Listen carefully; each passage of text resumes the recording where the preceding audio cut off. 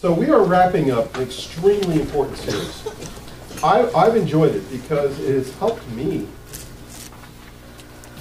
refocus some of my own personal life, you know? Every series that I deliver, I learn something, you know?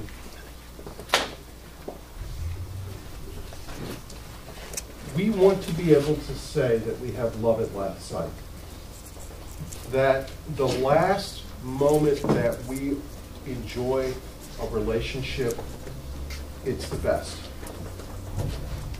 We've wandered through the love at first sight, you know, the puppy love.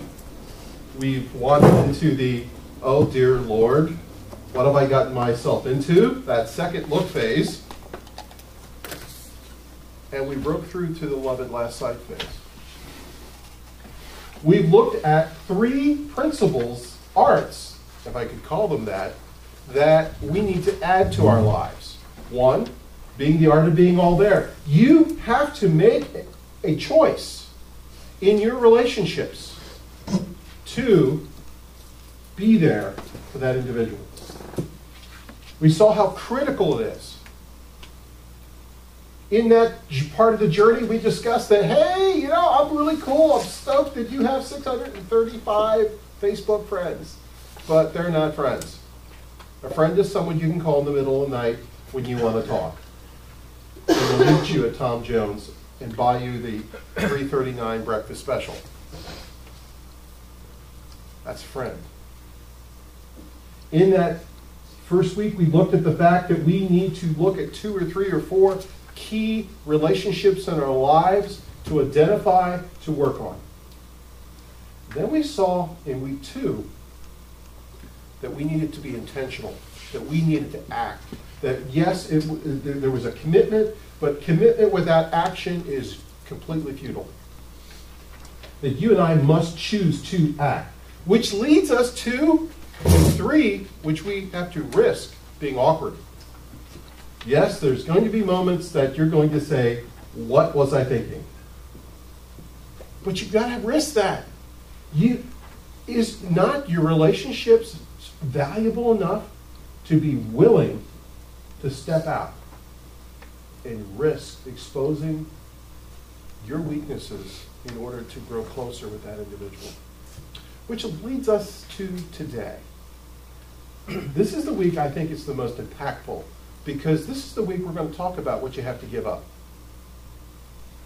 You see, we talked about the 3 things we have to add. Now we have to talk about what the one thing is that we have to give up. Give you a couple passages that we're going to start with.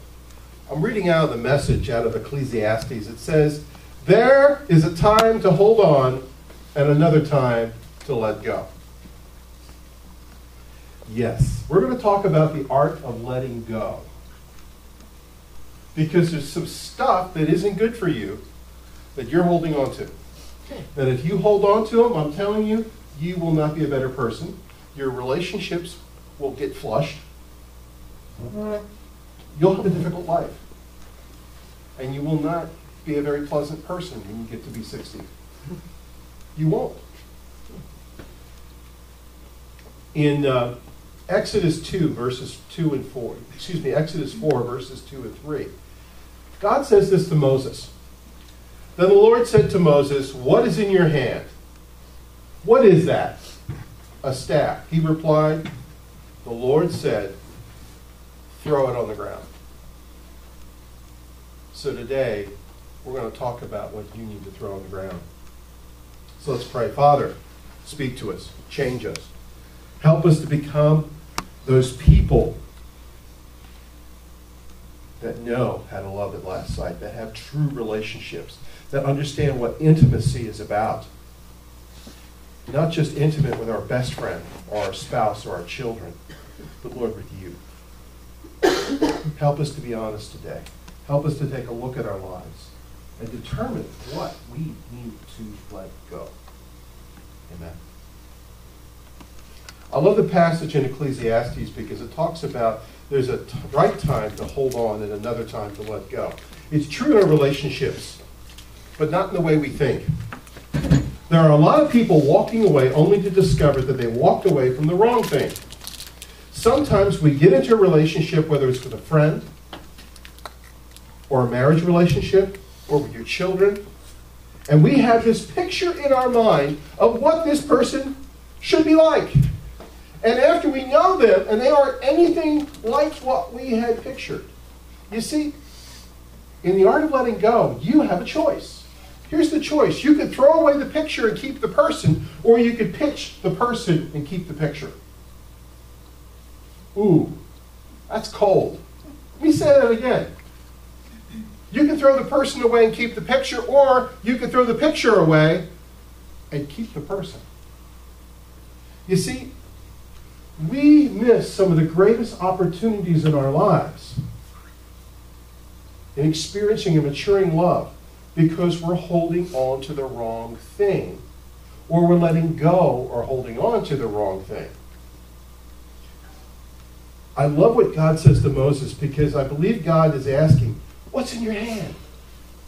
What are you holding on that you need to let go? So, the first thing we need to let go of is unrealistic expectations. Now, about week 2, I talked about this. I said, you know, if you're listening to our Days of Our Lives, or one of those reality shows, you know, or if you're looking at music videos, and looking at Christina, or Lady Gaga, you know, or Donald Trump, or Jerry Springer. Well, there's a program for dysfunctionality, you know. I could say this. I said this to Chris. Now, Crispy's in Pittsburgh at a conference this weekend. Crispy's our filmmaker in the church, and he's a professional filmmaker. And he had the privilege of interviewing Jerry Springer one time on campus for a large program, okay? And the conclusion that we came to is there is absolutely, positively nothing redeeming about his program at all, which is true of most television programs. But anyway, you can't allow yourself to have unrealistic expectations. You can't. It'll kill you.